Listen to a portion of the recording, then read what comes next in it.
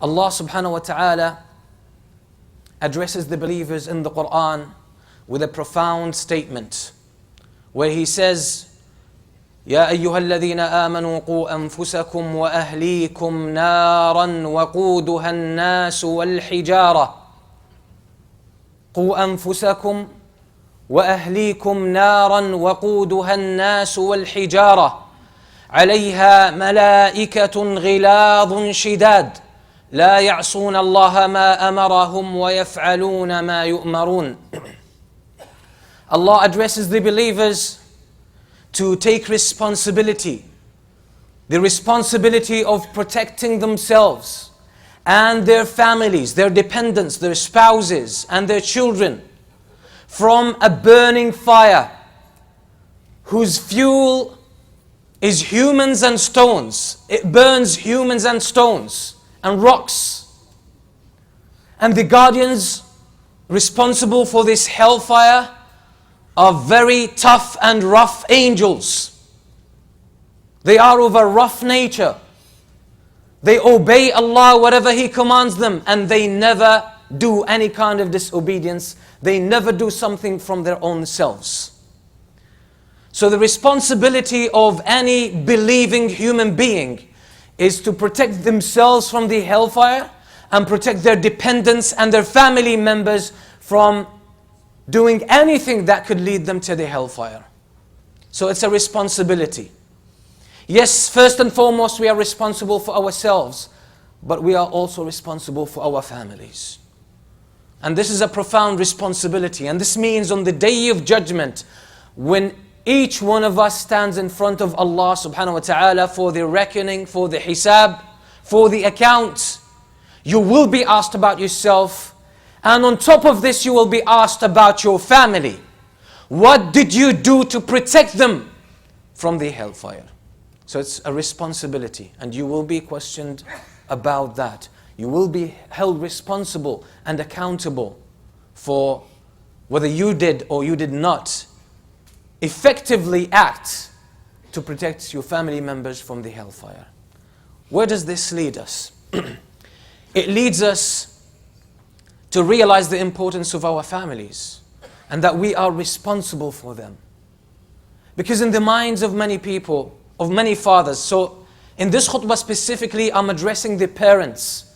And more specifically, I'm addressing the bread owner in the house, mainly the father. Because we tend to think, or many of us tend to think, that being a father is only about bringing food onto the table. Only earning a living and providing financially for the kids. Making sure they eat well, they dress well, they go to school, and that they grow physically healthy. We think that's what being a father really means. So we limit it to that, only to that duty. And when it comes to the mothers, a lot of the mothers think that the responsibility is that she has to give birth, clean the child, wash their clothes, prepare their food, and that's it. And that's it.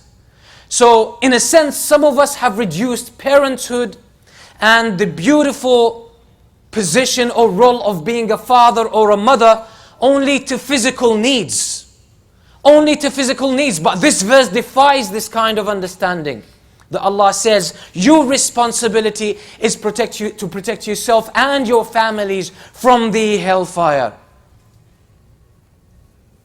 So being a father or a mother is not limited to just providing for them, looking after their hygiene, helping them buy clothes and go to school and just physically grow to become adults. That's not what parenthood is about.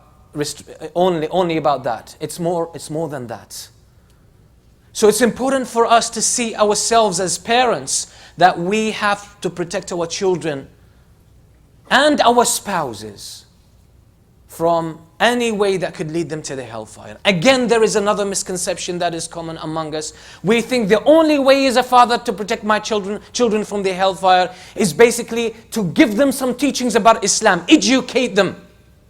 Educate them about Islam by sending them to school, to weekend school, Qur'an school, or by teaching them personally. If you know Arabic, you know Qur'an, you know some hadith, you know some fiqh, you teach them. Which is a great thing to do. An important element of raising our kids. But we limit it to that. Because I can see a lot of parents are actually doing well in this regards. They try to secure Islamic education and Islamic awareness for their kids. So they go through some kind of curriculum, some kind of teaching, some kind of guidance. They try their best. If they themselves don't know, they make sure they send them to a qualified teacher, or a Qur'an teacher, or an Islamic school that hopefully will be able to teach them Islam. I'm not going to talk about the shortcomings that we have in the way we teach Islam, and in our curriculums, and in the way we conduct our schooling. That's a completely different topic. But at least when someone doesn't know as a parent how to educate their kids, they don't have the knowledge, so they trust the teachers, they trust the schools that are around, because that's the best that they can do. So that's a good thing, but that's also not enough. That's also not enough. Because as the kids grow, as they reach their teenage years, you'll start to find that the kids, the boys and the girls, will start to be more connected to their friends in school, in the neighborhood. They start to confide in them and trust them more than they trust their parents. So they start to learn from their peers, from their friends, more than they learn from parents or their teachers.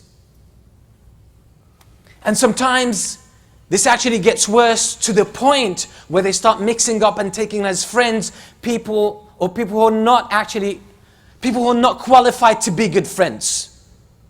People who don't have faith at all. People who have developed bad habits, who have bad practices.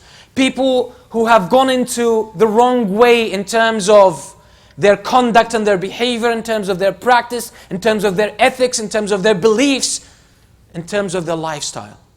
So when the kid starts associating with such people, they will start to adopt these behaviors and these practices. They will start to do things that are haram, things that are considered to be major sins. And they would listen to their friends and their peers and not take advice from the parents. And the parents would start to feel some kind of disconnect. My child doesn't take my advice. When I try to advise them, they turn a deaf ear to that. They avoid having an honest and open conversation with me. They'd rather hear and listen and take advice from their friends, from someone outside the house. There is definitely a reason for that. It's not happening randomly and haphazardly. The child all of a sudden, switches their mind off when they have a conversation with their parent. This is a very common problem. And the consequences are more serious, because the kid starts to trust people who are unqualified to give advice, or people who give them the worst type of advice that will set them up in their life and push them away from Allah subhanahu wa ta'ala.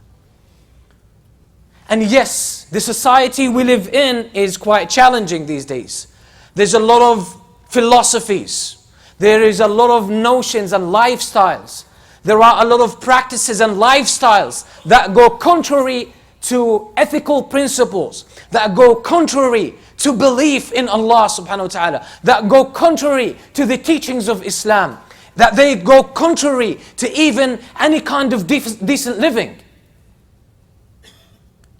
So when the child goes to middle school, high school, university, the workplace, they are exposed to people from different lifestyles, different life orientations. And some of these people are quite attractive. They're very well spoken. They carry themselves quite well. They know how to express themselves. Sometimes they're well off, they have resources, and that's attractive to many people. Sometimes these people are successful in their profession, in their business, in their work, in their relationships, and this is an attracting factor that draws people towards them. So when the parents have lost their child from a young age, by disconnecting emotionally to their child, by only viewing parenthood was about feeding them and clothing them and sheltering them and sending them to school and maybe educating them in an academic way. But what about the human connection? Did the child feel they really had a friend in their father? Did they find a friend in their father? Did they find a friend in their mother? Did they find a safe environment at home to speak their mind and ask questions and express their emotions and share their concerns and ask and seek for guidance without being put down, without being threatened, without being questioned, without being demonized? Did they experience a safe environment at home where they could find the best friend in their father or their mother, and they could freely speak with them and take guidance from them? Or do the children only feel that their parents were policing them all the time, were screening them and surveilling them all the time, and always having suspicion, evil suspicion about them, never give them the benefit of the doubt, searching for the slightest mistake and catching them and making sure we make clear to them how bad they are, how evil they are, how weak they are, how bad their intentions are. And we think, I'm a good parent. I caught them doing the wrong thing and I pointed it out to them. And what happens? It disconnects because they can't find a friend in you. They can't feel safe in your presence. When they are at home, they feel they're being screened and watched all the time. So they have a need to lock themselves up in the room so they can feel at least safe and not being watched. Because being stared at all the time is quite an exhausting experience. That's not going to fall easy on some ears, I understand this. But if we don't see the consequences that are going to happen 5-10 years down the line because of this, when we have forgotten that this is the reason we don't make the connection, then we start running around searching for help. My child is losing their deen. My child is taking drugs. My child is having a boyfriend. My daughter is having a girlfriend. My child comes late. They only come home at 2 a.m. I don't know who they spend time with. They come with the smell of alcohol. They come with the smell of weed. When I speak to them, they never take my advice. And when they grow and have more freedom and independence, you can't do anything with them, right? They're way beyond your control. So how did all this policing, what kind of payoff did it give? It didn't give anything.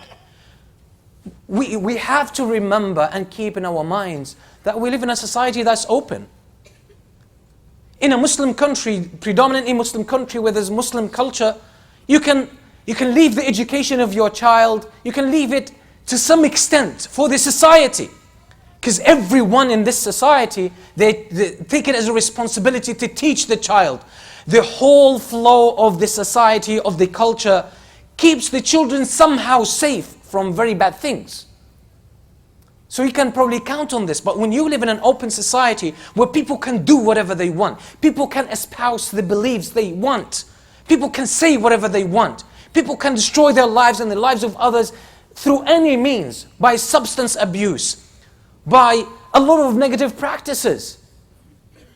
Your child is susceptible to that. They're exposed to this. So it's easy for them to fall into that. They see it in school, they see it in university, they see it in the street, they see it in the neighborhood, they see it on TV, they see it online, they see it in the workplace. And we know that we humans, when we reach our teenage years, we have a lot of emotional changes. Our outlook on life starts to change. We want meaningful relationships. And if we can't find this at home from the father and the mother and the siblings, people are going to search for it outside. And the problem is when you have in school or outside in the street, when they have people who would listen to them, people who would give them some kind of validation, some kind of respect, some kind of regard. And these people are doing bad things, but they will rush to them because of their desperate need has not been met at home. I mean, you can argue against this, but facts remain facts. They are brutal. As bad as they seem, that's what our youth are going through. There's a disconnect. We want our children to live our own culture. We want them to live our own times. Times have changed. Times have changed. We have to see what's going on in our society. We have to see what our children are experiencing. What kind of pressures they are going through. They have to deal with a lot. They are being accused of being terrorists. They're being accused of being weird. They can't take boyfriend, girlfriend. They can't party. They can't mix like others with the opposite gender. There are so many things they cannot do. But in school, in university, at work, these people do these things on a daily basis.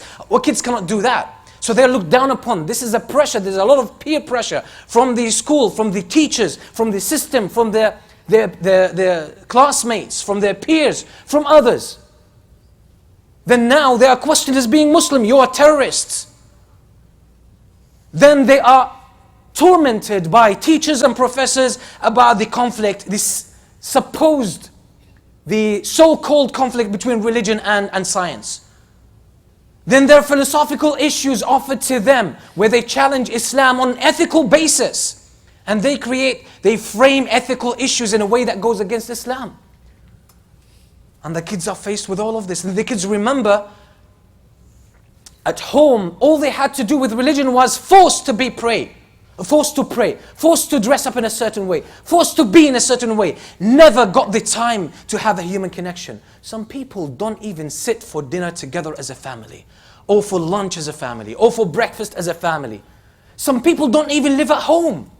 There's no life at home. There's no life. The family doesn't get together. So the reason I quoted this khutbah at the beginning that we think saving our children from the hellfire is by feeding them and clothing them and then securing some kind of Islamic education for them. What about the connection? A boy needs a father figure in the house. He needs to experience the love, the concern, the connection, the care of his father. That his father is his mentor. So he spends time with his father. Quality time. You spend time with your child, with your daughter. The daughter needs her father to grow, to feel that she is loved, that she's precious, she's appreciated, she's important, she's valuable. She needs to feel this. When she doesn't feel it at home, she's going to search for it outside. And when a guy connects with her on social media, sending her some nice, sweet words, he can ensnare her and play around with her mind. And we say, I don't know what happened to my daughter. You haven't given her enough love. That's the reason, or one of the reasons at least. The daughter needs her father. She needs her mother. She needs to be connected. You need to spend quality time with them as a family. It's not a mechanical relationship. We're not robots. Just provide physical needs. It doesn't work. The emotional connection could be far more important than any other physical need. They need to have your presence at home. Yes, life is hard sometimes for some people. Life is challenging and demanding. But it's not worth losing your kids. Some people have their problems, the problems from work, the financial problems. They have them on their mind 24/7. At home, they're only making calculations. They're only thinking about the pressure at work. They're only thinking about the demands upon them. So the kids are playing around, speaking with them, and they can't give attention to their children. And they say, I'm spending time with my kids. You're not. You have to be present. You have to give them your heart. You have to give them your attention. You have to give them your whole self at that time. Spend time with them. Take them out. Take them for a trip every now and then. Spend family time, precious family time. Make this the best memories in their life. Let them feel safe to come and confide in you and express their concerns to you. So they don't have to search for that outside. And when this escalates, you will lose them at some stage, and we don't want to do this. So secure that emotional connection. Be your father. That's a way, a very important element of this verse. قُوا أَنفُسَكُمْ وَأَهْلِيكُمْ نَارًا وَقُودُهَا النَّاسُ وَالْحِجَارَةِ. Protect yourselves and your families from a fire that is so burning, that burns humans and burns rocks and stones. The Prophet ﷺ has narrated in the authentic hadith, he would be sitting with his wives. Fatima approaches them, she comes, the Prophet ﷺ stands up. He walks towards her. Then he says, Marhaban bibnati, welcome my daughter. He welcomes his daughter so warmly. Then he kisses her. He kisses her on her cheek, he kisses her on her hand. Then he takes her and he makes her sit in his place. He sits next to her. Then he says, this is my daughter. This is my daughter. That's how the Prophet ﷺ spent time with this is how he appreciated his daughter. Our daughter approaches us and we're so busy. She plays around and we're just busy doing our calculations and our work and our business, and we think we're spending time with the family. You're not. They want your heart, they want your attention, they want you to be there with them. Otherwise, they're not going to feel that connection and they will search for it outside. The Prophet ﷺ every time, and this is another authentic hadith, every time he travels outside of Medina, comes back to Medina, what does he do? The first thing he does, he goes to al-masjid, prays 2 rak'ah. Next, he goes to the house of Fatima. He goes and greets her, gives her salam, spends time with her, then he goes back home. Every time he travels, comes back, that's what he does. The Prophet ﷺ would spend time with his wives. He would consult with them, he would take their opinion. When one of the companions was asked, or Aisha was asked, what did the Prophet ﷺ do during the day? What was his daily routine? She said, كَانَ فِي خِدْمَةِ أَهْلِهِ. He used to do things for his wives, for his family, for his house chores. And I'm not saying go and do the dishwashing and all that stuff, but the Prophet ﷺ would see whatever needs his wives wanted or they had, and he would meet these needs. He would help them out. And it's not about the needs, it's about being there for them. Being there for them. If your child doesn't feel safe to confide in you and speak with you and share with you their concerns and their ideas, as crazy as they may be, then there is a danger that they could seek that attention outside. أقول قولي هذا وأستغفر الله لي ولكم من كل ذنب فاستغفروه.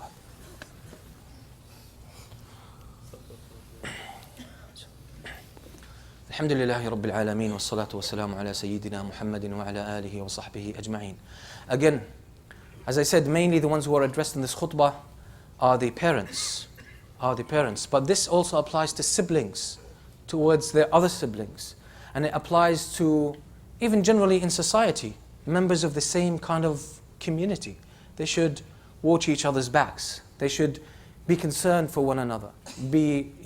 Extend attention and care to one another. And be respectful. At least be respectful. If you're not going to be kind, at least let's be respectful to one another. And so when Allah subhanahu wa ta'ala says protect your family, yourselves and families from the hellfire, there are so many things that you need to do. In addition to meeting the basic needs, these emotional needs are much more profound. They're much more profound because when your children find solace and they find a listening ear outside the house, what this person is outside the house, who they are, is going to have a lot of influence on your child. And if you look around, most of the time it's going to be a negative influence. So we need to foster more safe environments at home where the child can really find their own paradise in this world at home. They can find meaningful relationships. And having a friendship with your child doesn't mean losing the respect. It doesn't at all mean losing the respect. And it was actually narrated from Umar al-Khattab radiyallahu anhu that he said, يَنْبَغِي لِلرَّجُلِ أَنْ يَكُونَ فِي بَيْتِهِ كَالطِّفْلِ. A man in his house should be like a child. That he's playful, he's innocent, he's not so strict, he's not a policeman. He's not some kind of detective that is, chasing after his kids, trying to read clues here and there, trying to catch them doing the bad things. Just be a child, be playful with your spouse, with your children. And I said you can always argue against this, but at the end of the day, this has very serious consequences. And if we don't at least consider it, we'll be held responsible, because it's our responsibility to save our families.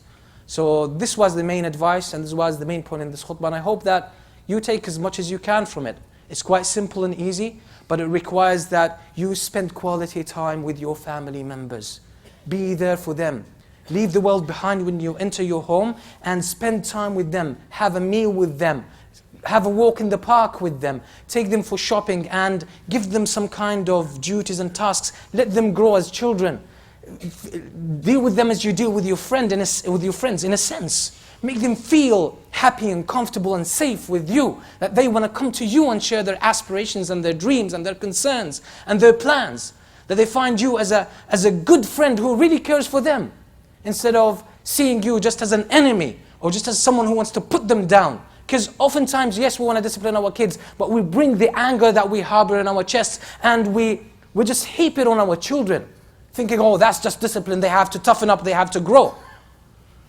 But the problem is you pay a very hefty price for that at the end of the day. So again, inshallah, soon the Hajj season is round the corner. So I ask Allah subhanahu wa ta'ala to facilitate it, to make it easy for our brothers and sisters who are going for Hajj. And also, as for those who are not going for Hajj, there's a great opportunity that in the first 10 days of the Hijjah, inshallah, probably in the next khutbah, inshallah, we will talk about the 10 days of the Hijjah. We'll talk about the things that we can do. We'll talk about the Udhiyah as well and the Eid. These are things that are important actually to start preparing for them now, because it might get difficult later on, especially with the Qurbani or the Udhiyah.